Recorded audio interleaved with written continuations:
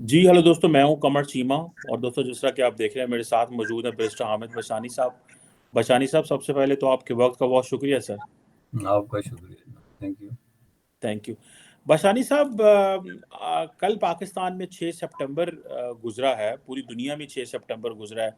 इसको हम यौम दफ़ा पाकिस्तान में जाना जाता है।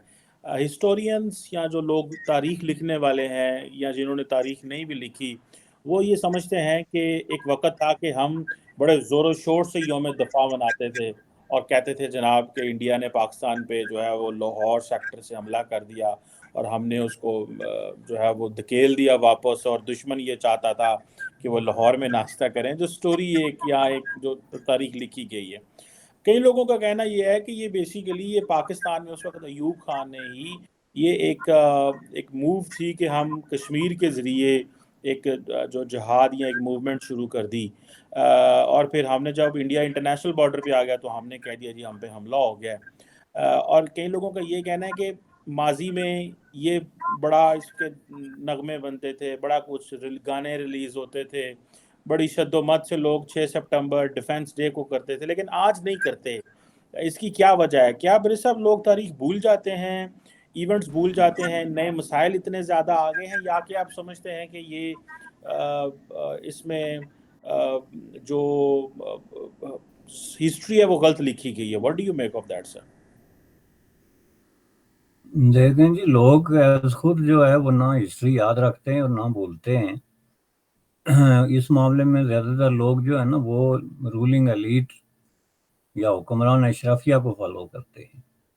पाकिस्तान में अगर ये डिफेंस डे बनता था तो ये सरकारी सतह पे इसको जिस तरीके से सेलिब्रेट किया जाता था, आप बड़ी बड़ी परेडें करते हैं, बैनर लगाते हैं, शहरों को सजाते हैं, शहर के अंदर जो है एक माहौल क्रिएट करते हैं, मुल्क में जो है वो सर्कुलर्स जारी करते हैं स्कूलों को, कॉलेजेस को, सरकारी इमारतों को।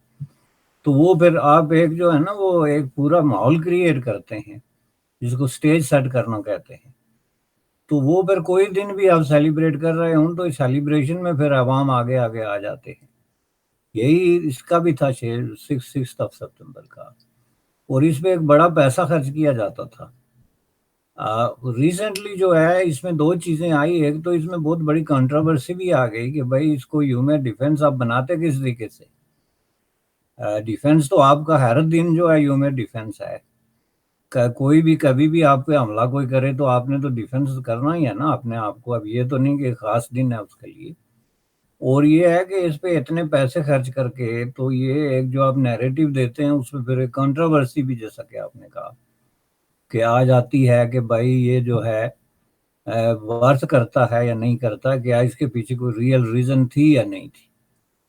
अब ये जो आपने लोगों की बातें की ना कि जी कुछ लोग ये कहते हैं, कुछ ये कहते हैं, कुछ ये कहते हैं, सबको एक तरफ छोड़ें। जो एथेंटिक किस्म की जो है ना बिल्कुल हिस्टोरिकल जो इसकी नैरेटिव है, जिसके पीछे बैकअप है, कोई एविडेंस है, कोई रिसर्च वर्क है, कुछ लोगों के उसमें जो चीजें हैं, सिर्फ अगर आप उस स्टोरी को लेकर देखें तो वो स्टोरी भी जो है वो हुक्मरान तबकात के साथ की स्टोरी के साथ मैच नहीं करती। जिस तरह के हुक्मरान तबके का तो एक बहुत बड़ा क्लीशे जी, 6 सितंबर को ऑल ऑफ सडन भारत ने जो है वो हम पे हमला कर दिया, ये है।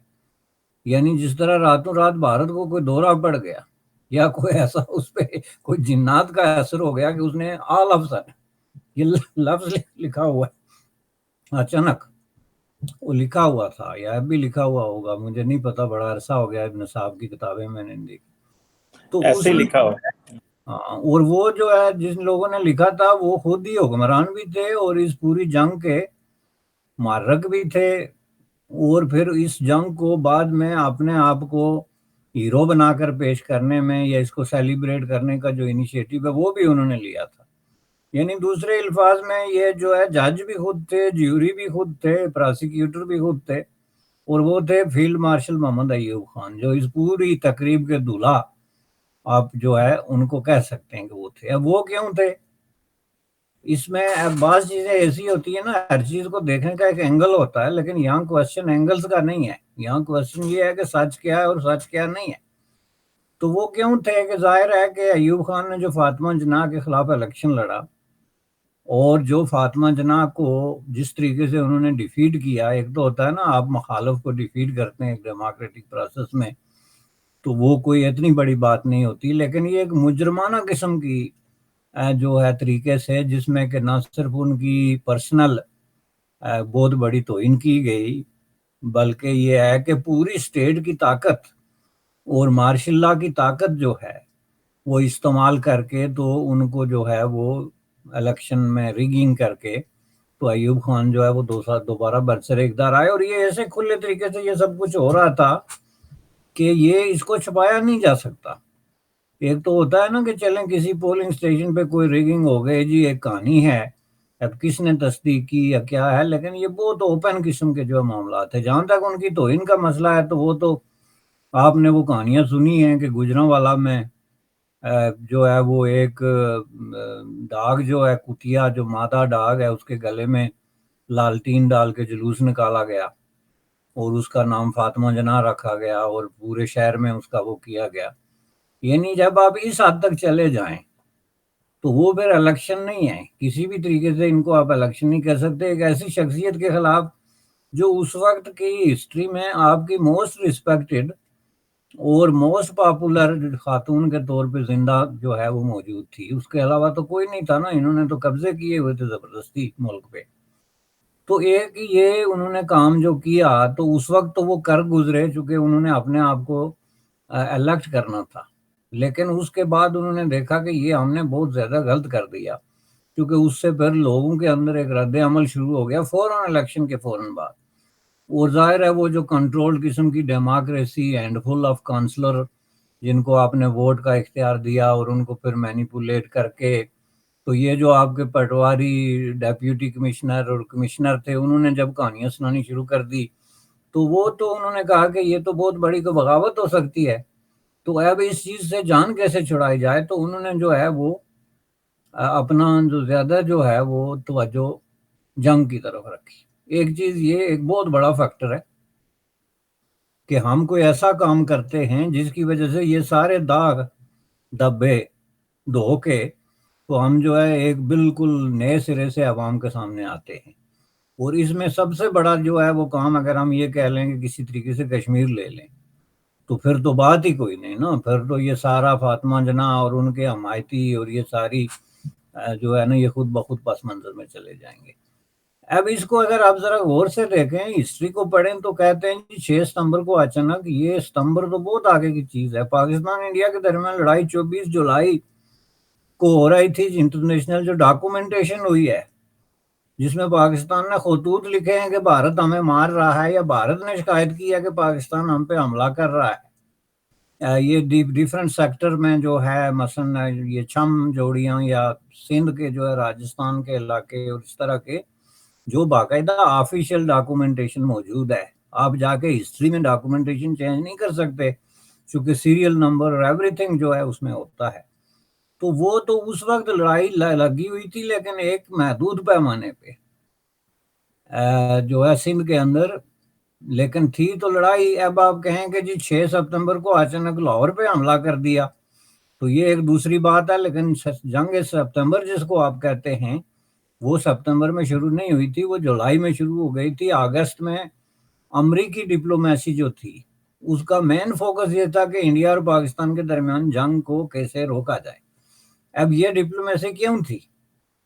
یہ ڈپلومیسی ایسی تھی کہ جو پاکستان نے آپریشن جبرالٹر کیا تھا، جس کا مطلب یہ تھا کہ انہوں نے پاکستان کی طرف سے کچھ جو گوریلاز ہیں، ٹرینڈ قسم کے لوگ جس میں پاکستان کی ریگولر آرمی اور کچھ کشمیری جو ہے لوگ شامل تھے، ان کو جو ہے وہ کشمیر میں داخل کیا، اور یہ معاملہ جو ہے وہ اس کا وہ ایک طرح سے کاؤنٹر پروڈکٹیو، یعنی انہوں نے تو داخل اس لیے کیا کہ بنیادی طور پہ اس وقت جو ہے اس کو لیڈ کر رہی تھی آزاد کشمیری لیڈرشپ، اور آزاد کشمیری لیڈرشپ نے ایوب خان کو کہا کہ جی جموں کشمیر میں اس وقت سچویشن یہ ہے کہ لوگ انڈیا کے خلاف بہت بڑی سخت قسم کی نفرت اور جذبات میں پکے ہوئے ہیں، اور اس وقت ہم اگر وہاں پہ 10-15 ہزار آدمی داخل کر دیتے ہیں تو وہ مقامی پاپولیشن کے ساتھ مل کے تو ہندوستان کو جو ہے کشمیر سے راتوں رات نکال دیں گے. چنانچہ انہوں نے یہ جو لوگ بھیجے وہ ہر بندے کے پاس 2 رائفلیں تھیں. نارملی ایک سولجر جو ہے وہ ایک رائفل سے لڑتا ہے. دوسری رائفل اس نے اٹھائی ہوئی تھی مقامی کشمیری کے لیے کہ جی ہم وہاں جب جائیں گے تو بغاوت برپا کریں گے تو ایک ہر سولجر ایک مقامی آدمی کو ایک رائفل دے گا. لیکن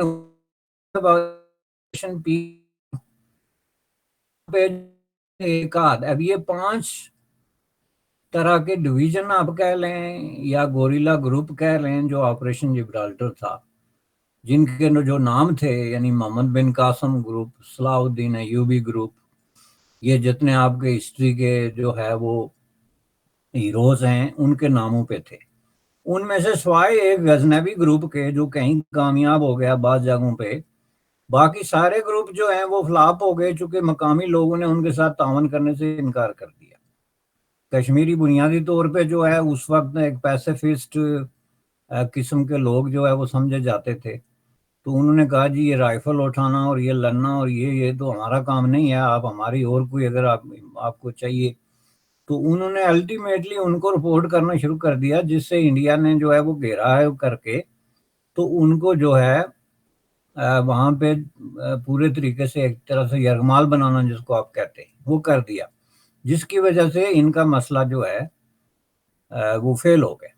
اور اس آپریشن کے نتیجے میں بالآخر یہ کمیونیکیشن شروع ہو گئی. چونکہ اب انہوں نے بندے باہر نکالنے تھے، انڈیا نے انٹرنیشنلی رپورٹ کر دیا کہ پاکستان نے انفلٹریشن کی ہوئی ہے، جو انٹرنیشنل معاہدوں کی خلاف ورزی ہے. ہمارے بارڈرز میں وہ خطوط موجود ہیں، آپ وہ دیکھ لیں کہ وہ خطوط جو ہے وہ اگست میں، ستمبر میں نہیں بلکہ اگست کے خطوط ہیں جو انڈیا پاکستان کے درمیان لے دے ہوتی رہی کہ کیا ہم نے بندے داخل کیے ہوئے ہیں نہیں، اور وہ بندے کس کے ہیں اور کیا ہو رہا ہے، جو انٹرنیشنل ڈاکومنٹیشن موجود ہے.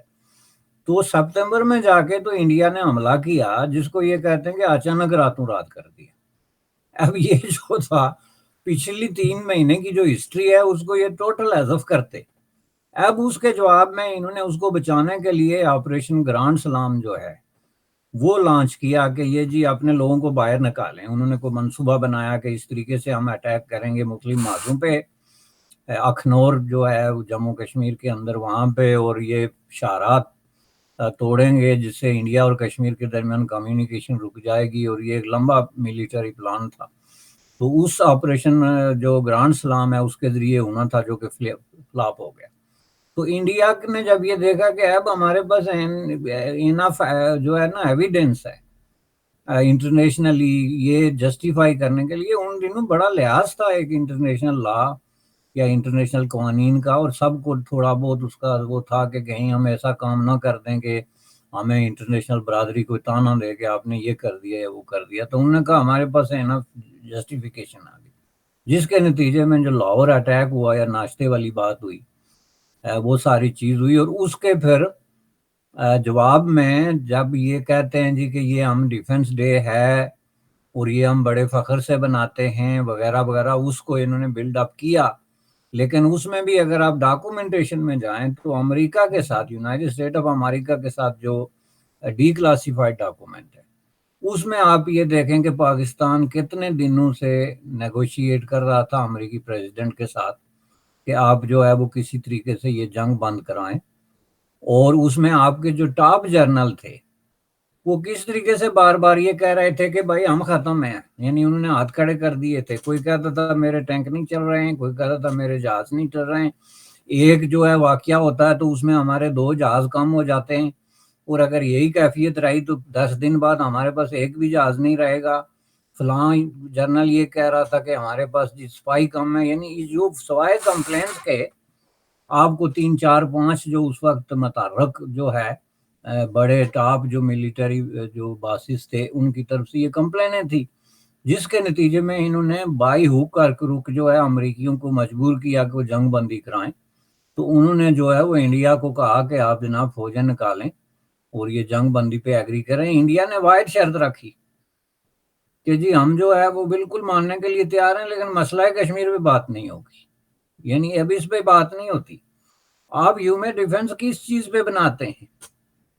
اس پہ کلیئرلی انہوں نے کہہ دیا کہ جناب یہ جو ہے لال بہادر شاستری نے پہلی واضح شرط رکھی اپنی زندگی کی، کہتے ہیں کہ جی کشمیر پہ ایک لفظ نہیں ہو سکتا، اچھا ہے برا ہے آپ کو جائے گا ہمیں، یعنی اس کا ذکر ہی نہیں ہوگا۔ تو انہوں نے کہا جی پھر بات کس پہ ہوگی؟ انہوں نے کہا باقی جتنی بات کرنی ہے وہ کریں۔ اب اس میں آپ دیکھیں، میں آپ کو ڈاکومنٹس کی طرف لے کے جاتا ہوں جو معاہدہ تاشکند ہوا۔ اب معاہدہ تاشکند کس نے کرایا؟ روس نے کرایا۔ روس کے ساتھ تو آپ کے کوئی تعلقات نہیں تھے، آپ تو اس وقت امریکی جو ہے کیمپ کا ایک حصہ تھے باضابطہ طور پہ۔ ساری ویسٹرن ورلڈ کا اور جو ویسٹرن جو کیپیٹلسٹک قسم کی جو بندوبست تھا آپ اس میں بیٹھے ہوئے تھے، ملیٹری بندوبست میں آپ بیٹھے ہوئے تھے۔ تو تاشکند میں کیوں آپ چلے گئے؟ اور اس کا سارا کرتا دھرتا جو ہے وہ روس کیسے بن گیا؟ اس کی وجہ یہ تھی کہ امریکی جو ہے وہ اس وقت جو ہے پھنسے ہوئے تھے ویتنام میں، اور انہوں نے کہا کہ بھائی یہ ہم نہیں کر سکیں گے جب تک روس اس میں، اگر فار ایگزامپل ایسی سچویشن کریٹ ہو جاتی ہے جس میں روس ہندوستان کی طرف چلا جاتا ہے اور چائنا پاکستان کی طرف چلا جاتا ہے، تو اس صورت میں یہ ہمارے کنٹرول سے بھی بات نکل جائے گی اور یہ ساری گیم چائنا کے ہاتھ میں چلی جائے گی، جبکہ روس اس وقت جو کوشش کر رہا ہے وہ بھی چائنا کو روکنے کی، بر صغیر میں مداخلت کی روکنے کی کام کر رہا ہے۔ لہٰذا ہمارا اور روس کا یہ ایک کامن انٹرسٹ ہے۔ تو انہوں نے روسیوں کو اوپنلی کہا کہ you go head, you are playing a partner in the peace process in Indian subcontinent ہمارے ساتھ، and that was the first time ever on the global politics کہ امریکہ اور روس کے درمیان اس طرح کا ایکسچینج ہوا کہ you are playing a peace partner.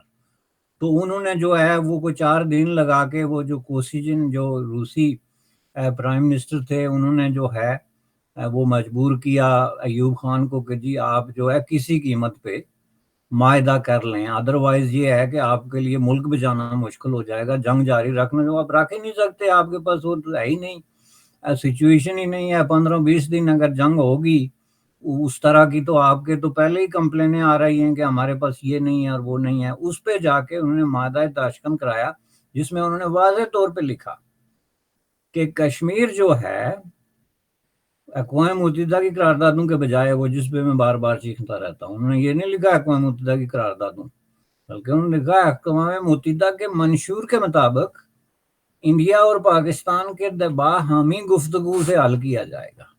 اب اس میں آپ دیکھیں آج کی سٹیٹمنٹ اور وہ سٹیٹمنٹ کہ اقوام متحدہ کی قراردادیں اور کشمیری عوام کی مرضی، یہ ہیں کلیشے۔ اس وقت کلیشے کیا بنا کہ اقوام متحدہ کا منشور جو کہ ایک بہت ویگ اور وہ تو اوپن قسم کا ایک کنسپٹ ہے، اس کی روشنی میں انڈیا پاکستان کے درمیان جو ہے نیگوشیٹڈ طریقے سے اس کی سیٹلمنٹ کی جائے گی، جس کا مطلب یہ ہے کہ جو ریئل تاریخ دان ہیں وہ اس کو کہتے ہیں کہ وہ مسئلہ کشمیر کی تابوت میں اصل میں اسی وقت کیل جو ہے ٹھونک دیا گیا تھا، اس کے اوپر اگلے کیل جو آپ نے ٹھونکے معاہدہ شملہ میں یا آگے چل کے وہ چھوڑیں، لیکن پہلا کیل تھا جو کلیئرلی جب آپ نے ویڈرا کر لیا اپنے انٹرنیشنل سٹینڈ سے تو بات وہاں پہ ختم ہو گئی۔ اب یہ کہانی ادھر نکل گئی، لیکن کہنے کا مطلب یہ تھا کہ اس میں سے وہ کون سا پوائنٹ ہے جس میں کوئی پوائنٹ آف سیلیبریشن ہے کہ جی یہ بات ہے تو ہم سیلیبریٹ کریں۔ میں تو کہتا ہوں کہ اس کو دن بنانا چاہیے، وہ جو کہیں بڑے مہذب قسم کے ملک ہیں نا، وہ دن فار ڈیلیبریشن، ریکنسیلیشن اور غور و فکر اور ان مقاصد کے لیے بناتے رہتے ہیں کہ ہم بیٹھ کے ذرا اپنی حرکات و سکنات پہ غور تو کریں۔ اور آخر ہم کیوں مجبور ہیں کہ ہم اپنی تاریخ کے بدترین قسم کے ڈکٹیٹرز کے جو عمل ہیں، ان کی جو غلطیاں ہیں، ان کے جو بلنڈر ہیں، ان کے جو سرنڈر ہیں ایون، ان کو ہم جو ہے وہ ہسٹوریکلی پروو کرنے کی کوشش کریں، اور اس کوشش میں ہم تاریخ مسخ کر کے تو ایک نئی تاریخ جو ہے وہ اپنی جنریشن پہ مسلط کریں جو حقیقت سے متصادم ہے۔ Why we have to do that? Which nation is doing that on earth? کوئی بالکل آپ بتا۔ بالکل صحیح کہہ رہے ہیں برس صاحب، اور لیکن اس کے لیے ظاہری بات ہے سارا سٹرکچر جو ہے وہ ماننا پڑے گا کہ اس کو انڈو کرنا پڑے گا۔ وہ جو ڈی فیکٹو پاور ایکومولیٹ کی ہے، جو ہسٹری غلط لکھی گئی ہے، جو ڈیسیژنس ماضی میں کیے گئے ہیں، فار ایگزامپل وہ ہمارے ڈیفنس منسٹر رہے ہیں اور فارن منسٹر بھی رہے ہیں خواجہ محمد آصف، ان کی پارلیمنٹ میں آپ کو پتہ بڑی مشہور تقریریں ہیں، گوگل پہ یوٹیوب پہ پڑھی ہوں گی، جہاں پہ وہ بڑی تنقید کر رہے ہیں۔ اب تو برسا ویسی تنقید بھی نہیں کی جا سکتی، پاکستان کی جو ڈیموکریسی ہے اور جو پولیٹیکل کلاس ہے وہ اتنی کمزور ہو گئی ہے، اور پالیٹیشنز کی کمزوری نے بیسیکلی معاشرے کے جو ڈفرینٹ فیسٹس تھے یا ڈفرینٹ جو گروپس تھے، social group, media group, business community, ان کو مزید کمزور کیا ہے. بیکاز اگر جو الیکٹڈ ریپرزینٹیٹیو ہی بات نہیں کر سکتا تو میں کہاں سے بات کر سکتا ہوں؟ میرے پاس کیا لیجیٹیمیسی ہے، میرے پاس کیا فورم ہے؟ اور اگر میں کروں گا بھی تو میں کیوں اتنا بڑا خطرہ مول لوں گا؟ سو میرا خیال ہے کہ پاکستان میں بات کرنی، دنیا میں اوور آل بات کرنی بڑی مشکل ہے. اور لیکن ہمارا تو یہاں سارا سسٹم ہی اروڈ ہو چکا ہے، اور ایک پیرالل ایک اسٹرکچر کھڑے کیے جانے کی کوششیں کی جا رہی ہیں اور بتانے کی کہ یہ سچ ہے.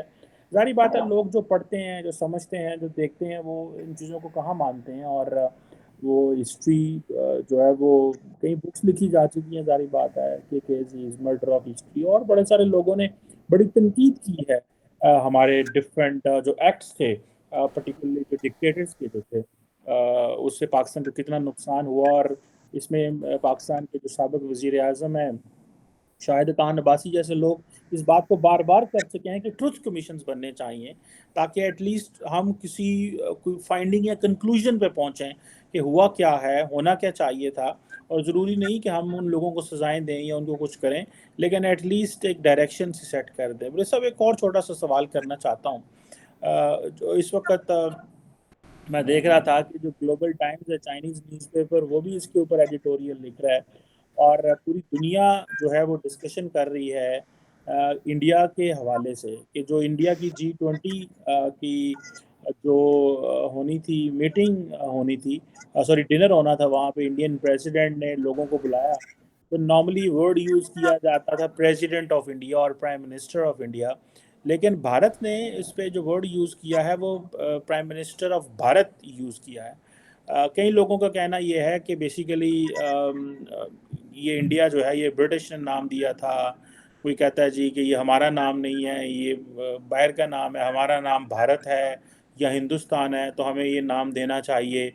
کئی اپوزیشن کے لوگ کہتے ہیں کہ فار ایگزامپل ششی تھرور اور بہت سارے اور لوگ یہ کہتے ہیں کہ کانسٹیٹیوشن کے اندر دونوں نام جو ہیں یہ بیسیکلی ہیں، موجود ہیں، کوئی objection نہیں ہے اس میں.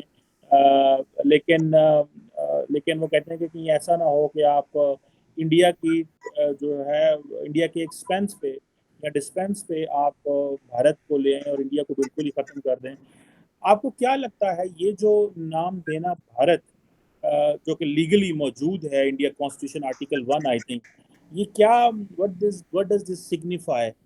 کیا یہ پرائم منسٹر مودی کی جو پاور ہے، اس کی ڈٹرمنیشن ہے، ان کا جو کنٹرول ہے، rewriting of the history ہے، and particularly at the moment when global community is coming in India in couple of days, کیسے دیکھتے ہیں آپ اس کو؟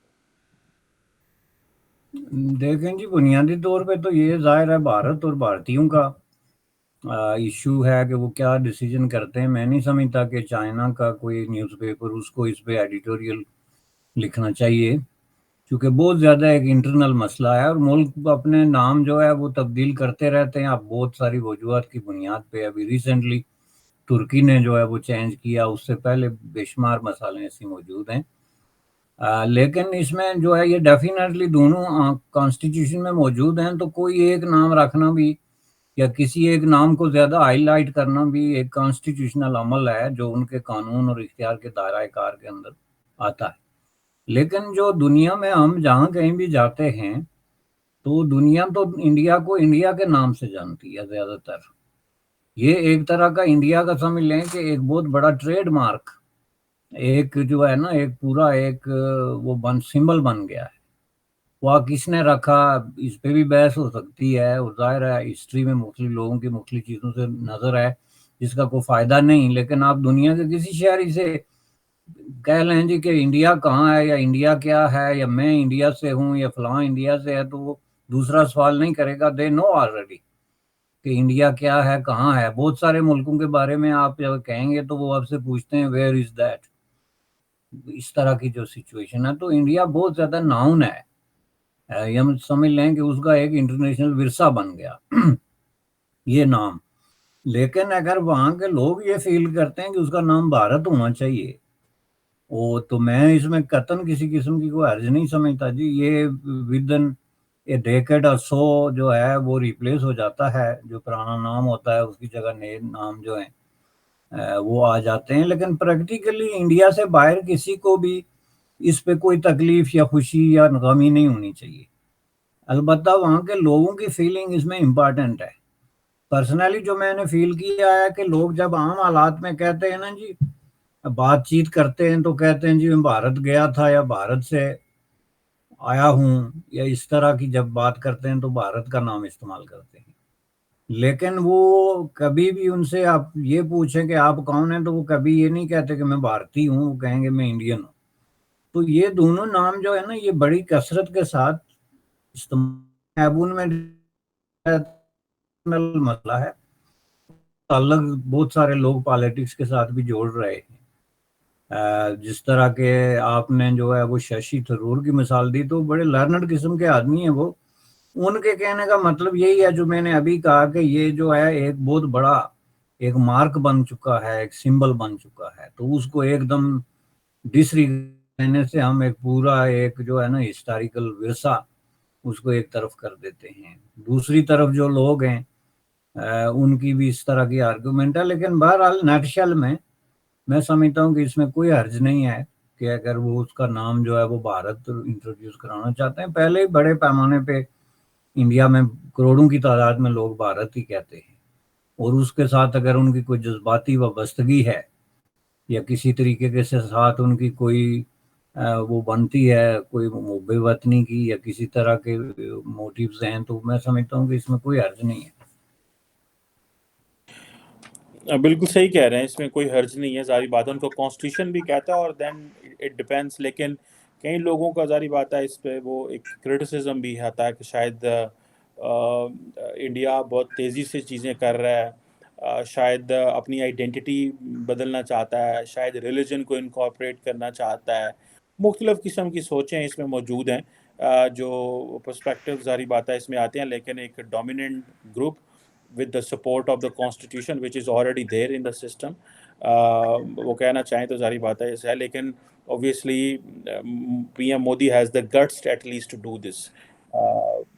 So let's see کیا ہوتا ہے. بلکہ ریسنٹلی آپ نے دیکھا ہوگا وہ کانگریس کے جو لیڈر ہیں انہوں نے ایک بھارت جوڑو یاترا کے نام سے بھی ایک موومنٹ چلائی تھی کوئی 35 راہل گاندھی نے جی جی So starting from Kanyakumari till Kashmir, I think he went there all the way. So let's see اس کے کیا implications آتے ہیں. And many call it as a vote winning clause for PM Modi that he is giving a new identity to India.